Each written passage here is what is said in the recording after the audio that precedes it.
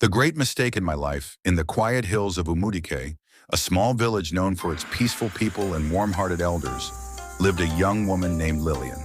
She was the pride of her family, beautiful, intelligent, and filled with a laughter that made the old smile and the young dream.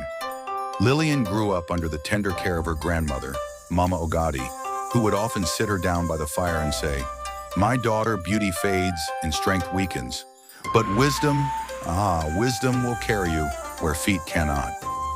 At 18, Lilian had already completed her secondary school and had earned a scholarship to study in the nearby city of Owerri.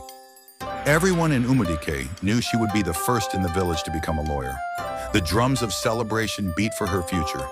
But in the shadows of her bright destiny, a choice waited, one that would change everything. In Owerri, Lilian met Desmond, handsome, smooth-talking, and flashy. He carried the charm of a man who knew how to conquer hearts. He told Lilian he loved her, promised her the world, said he'd make her his queen. And for a young village girl unfamiliar with the games of city life, those words wrapped around her heart like sweet honey. She began missing lectures, spending nights in clubs, wearing things Mama Ogadi would never recognize. And then, she got pregnant. Desmond disappeared like smoke in the wind. Humiliated with her scholarship withdrawn and no roof over her head, Lilian returned to Umudike carrying not just a child, but shame. The drums that once celebrated her now fell silent. Children whispered. Elders shook their heads. Her father refused to speak to her for weeks. But one person never left her side. Mama Ogadi. With hands aged by years of farming, she wiped Lilian's tears and said, "My daughter, your mistake is not the end. It is a teacher. And if you listen well, it will teach you a wisdom the classroom never could." Lilian began again. She took up tailoring in the village. At first, people mocked her. So the lawyer has become a seamstress? But she kept going. Day by day, stitch by stitch. She raised her son Junior with quiet strength and dignity. She never hid her past from him, but taught him to learn from it. Years later, Lilian saved enough to start a small tailoring school in Amori village, just a few miles from Umudike.